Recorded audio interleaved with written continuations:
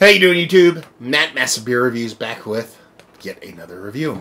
Equilibrium beer. Not in a can, no, in a bottle, and it's not a sour, it's a stout. It's their first release in a bottle of a stout, and it's their special Relativity 2 Imperial Stout. No fuckduggery here, no vanilla, no adjuncts, no craziness, just a base stout. It's kind of beautiful, if you ask me. I think this is my third Equilibrium Stout I've reviewed. Now you're like, you just said this is their first bottle release, I mean. I've done a couple crowlers. I think two. Definitely one, I think two. And it was kind of... that in and of itself, that statement, and the fact that I've done a couple of them, is kind of like Equilibrium's MO. They haven't released a stout because they've been fucking with this base for fucking ever. I remember having this base over a year ago, and they've been tweaking and fucking and tweaking and fucking and tweaking and fucking with it. So for them to, over a year's time, be messing with the recipe to get it right, kudos to those guys. What else do we have on this bottle? On the side here, it says, Special Relativity is a special case of general relativity, which focuses more on time and space as opposed to gravity. To pay homage to this theory, we gave rise to E equals MC squared. We brewed a special case of our stout general relativity. Why can't I say relativity? Relativity. For special Relativity 2, we brewed this beer with a healthy dose of wheat and added to it a naturally carbonate and condition for many months. The stout pours vicious black, releasing aromas of creamy milk chocolate, roasted coffee, toasted marshmallow, vanilla, a touch of dark fruit, and a tan moose head. Its flavor follows the aroma with a full creamy body that dances on the palate from tight carbonation. Please enjoy at 55 to 60 degrees. This beer will sell well at proper selling temperatures. This is probably pushing closer to 60. So I'm kind of cool with that ABV-wise, or temperature-wise, I should say. So, oh, label-wise, it's cool. I almost skipped it. Don't want to skip it. Label. It's a cool label. I like it. It's, you know, a nebula or something in the background. I dig it. I like it. The star of the show is the fucking bottle, though. Man, look at that. Matte black, man. Murdered. They murdered out a bottle. Yeah. I love that shit. I mean, you've seen these kind of bottles in wine and stuff like that. I have not seen someone do a murder bottle before, so good on you, Equilibrium. Doing old murder-style bottles. Well, yeah, that'd be black. I mean, you do get a little bit of light through that while you pour it, but she'd be dark. You don't want to give this beer money. Let's put it that way. So, yeah. I mean, look at that head. I mean, that's where I like my coffee to look like. Super tight compact bubbles. It looks infinitely creamy. Probably not doing it justice by drinking out of this glass, but this is the glass I had sitting next to me, so that's what you get. And she be jet black. Give her an old spin there. Let's get a nose. That smells like a stout. That smells like a stout.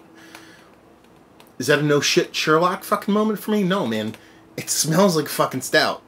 I'm going to keep saying that for like 5 years, and then when the video's over, I'll tell you what. No.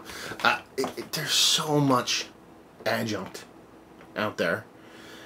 Nothing wrong with that shit. I love that stuff. I love those crazy vanillaed out, bourbon barreled, coconutted craziness. I like it. But the base stout is just a point where it's just almost not existent anymore. Because even when people think of like a vanilla stout or a coffee stout as almost a base variant now, as opposed to just a stout. This smells like a stout. That's a beautiful fucking thing. Roasted malts. Not overly bittering, not overly toasty, nothing too crazy. There's a soft kind of soft chocolate. They talked about mousse on there. It kind of makes sense because it has this soft, airy, airiness of chocolate to it. Yeah, there's a little bit of deeper kind of roast to it. It's not like a roasted malt. It's like, it's almost like a toasted nut. Not like peanut butter. It's like a toasted nuttiness to it, which is pretty freaking cool. I'm assuming maybe that's just a wheat component. And that's it. You know, roasted malt, soft air of like a... It's not baker's chocolate, but it's very close. And that little bit of toasted nut. It's really fun. In a geeky way. It's not going to blow you away. You're going to smell this and be like, where's the fucking vanilla at? No. It just smells like a really nice, well-done base stout. There's nothing wrong with that. Let's take a sip. Cheers.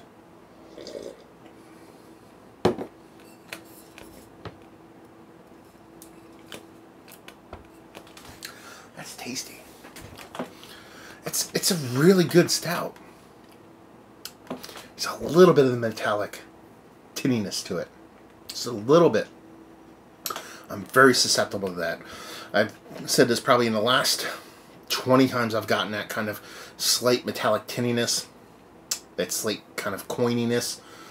I've always said it might just be me, because I'm just infinitely kind of sensitive to that perceived flaw.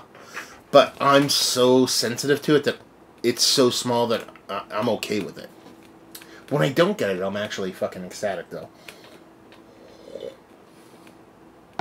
Nice, creamy fluffiness to it. Again, playing off that mousse factor, so you get that fluffy, creamy chocolate in the nose. It kind of follows through in the taste. A little bit sweeter, so barely baker's chocolate in the nose. A little bit closer to a sweeter chocolate, but it's still kind of in that baker's realm. Infinite creaminess, nice creamy fluffiness just adds to that. Roasted malts. That peanut nutty thing comes off a little bit charry, almost getting a point of burnt in the actual taste, but it's not negative.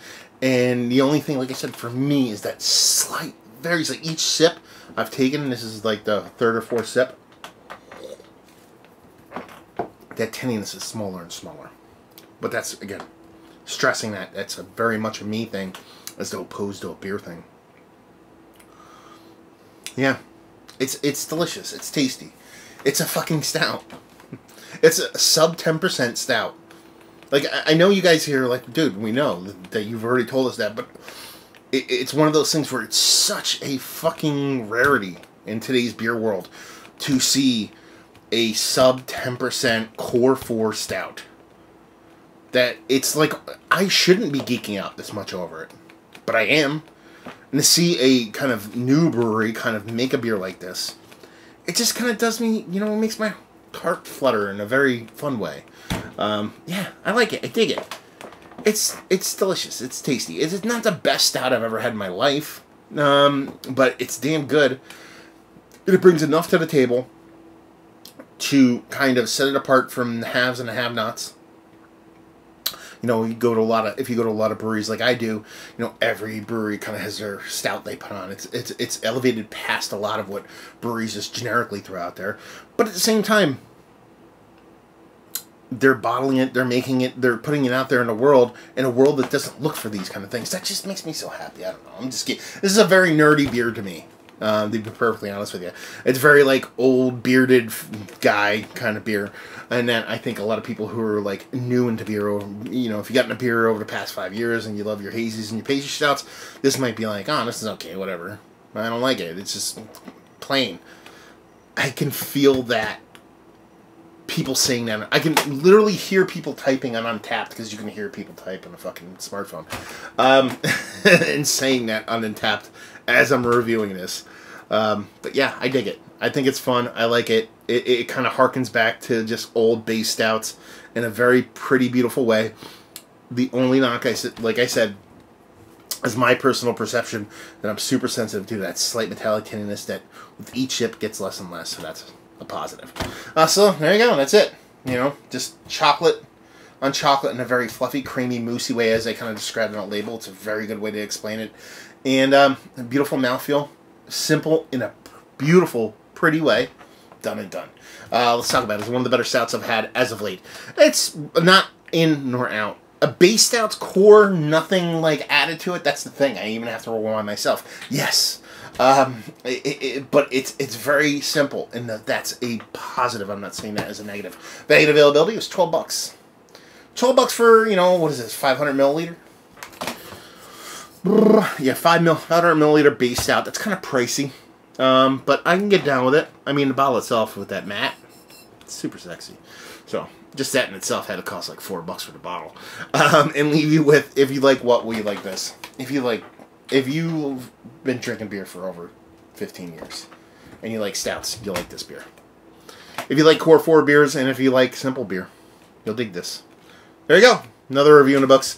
Hopefully you guys enjoyed it. Down there if you want to talk about it. Massive Beers if you want to check me out doing the social media stuff. Beer Massive if you want to check me out doing the whole podcasting thing. And hopefully you guys enjoyed our review. Hopefully enjoying a nice stout right now. Core 4, mind you. And hopefully see you next time. Cheers.